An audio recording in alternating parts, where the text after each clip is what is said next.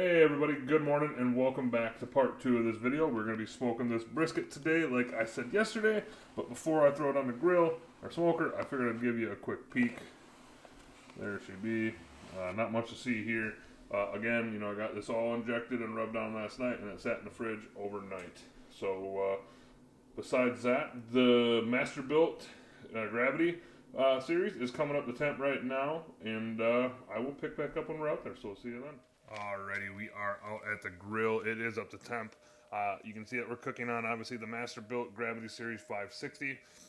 Cook temp today is going to be 250 degrees, and I am going to get at, or I'm going to get to what I use for charcoal and how much I got to go into that hopper, but I'm going to wait till the sunlight breaks. So real quick, I'll just give you a quick peek at the brisket. Just put it on. See if we can get you in there. There we go. And yeah, I'm going to go ahead and close this thing down, and I am not going to open it back up for 3 hours, and then at that point, I'm probably going to start spritzing this down with a little bit of beef consomme water mix. So we will see you in a little bit when I do that. Alrighty, we are back. We have been on for exactly 3 hours. Real quick, before I get to the brisket, I'm just going to go ahead and show you the charcoal I used today. Charcoal we're using today is the B&B Competition Oak Briquettes, and then we got some chunks of oak there too.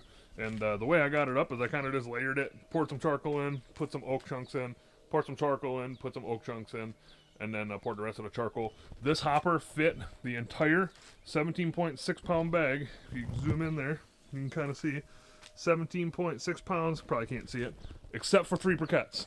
If I wouldn't have put the wood in there, it all would have fit, obviously. But I have 3 briquettes, which are in there now. I did just open this up to see how far the charcoal is down. It's probably down about that much from top, about 2 inches maybe. But yeah. Another thing I did too was the ash bucket down here. There is 2 chunks of oak in there. They say that's how you can do it too, because that way when the hot embers fall, they'll fall on the the chunks of wood, and it'll be like a slow smoking thing. But so far so good. So let's go ahead and take a peek at the brisket. Like I said, we've been on for 3 hours, and this is typically when I like to start spraying. So we'll take a peek. My bark, for the most part, actually I think my bark is formed. So I got a 50-50 mix of beef consomme and water here, and I'm just going to go ahead and spray this down.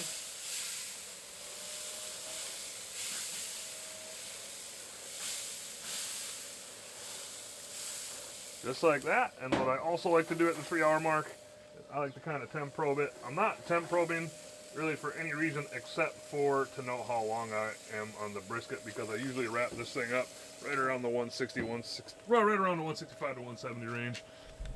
But yeah, typically on a new grill, my first cook would be like a pork shoulder, just because they're super easy, really hard to mess up. But sometimes you got to risk it for the brisket. Am I right? Bad joke, I guess, but I don't know. But I'm going to go ahead and sign off. We will probably pick back up one more time before we wrap, so we'll see you then.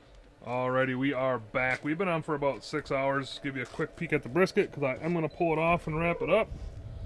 There she be. Right there, but internal temp's right around 170. This here happened because I pulled the probe out and reprobed it, and a bunch of juice came out. I'm not sure if it's going to ruin the bark or not, but I do know that it'll still eat just fine. So like I said, I'm going to pull this off. I'm going to double layer it in foil, put a can of beef consomme in with it, and then I'm going to put it back into that disposable pan that I washed out and put it back on the grill to finish off. So I'll probably give you just a quick peek when I put it back on the grill. Okay, we're back real quick. Just put the brisket back on. Figured I'd just give you a little look-see. Let's use a little Tom Horseman lingo. But there it is. You know what I could probably do, and I think other people do this as well as that Darren from that Ash Kicking channel or whatever. I'm pretty sure he just puts it in the pan and then covers the pan in foil. But I don't know why, but I always wrap it, but I always put it back in the pan in case there's a hole in the foil. The pan will save the juices. So, go ahead and close this thing up. Let's give you a progress report on the charcoal usage. See if we can see in there. Oh yeah, much better. Maybe a third of the way gone.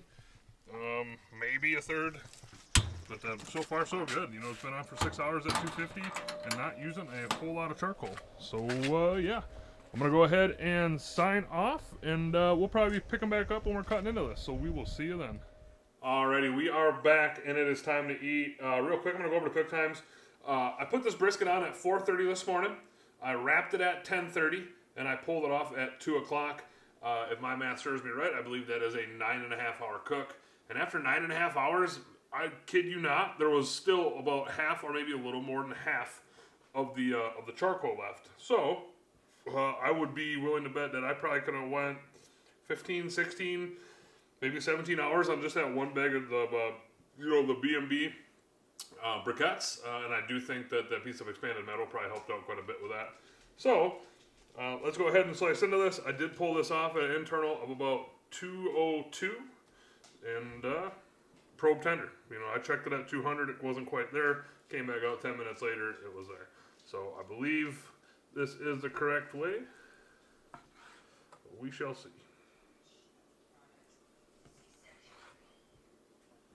Actually, I think that's the wrong way. Let's cut this the other way here. Let's try this again. I usually try to mark this with a toothpick, but sometimes it doesn't work. There we go, that's better.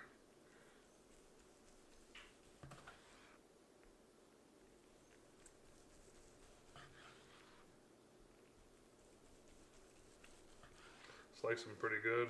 Still really hot. I did let this rest for about 3.5 hours or so.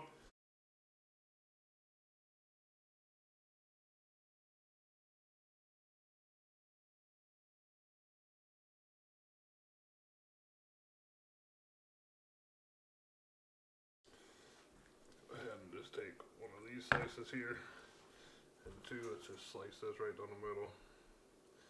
See what we got.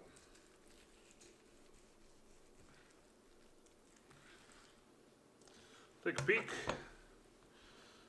Not too shabby of a brisket there. Can see nice and juicy. I'm not gonna squeeze on it. I don't know why, but it bugs me when people squeeze on it and just, yeah. But you can see it's got a little bit of a smoke ring.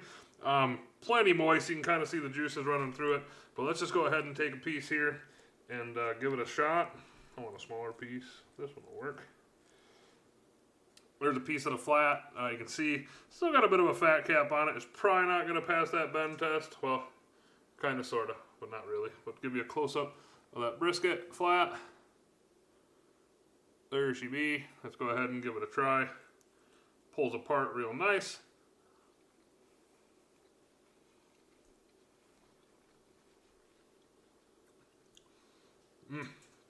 Again, I know what that Cosmos Q injection tastes like, but that combination of rubs I did on here, absolutely fantastic. I'll definitely be doing it again. It's actually got a little bit of a kick from that Hoochie Mama.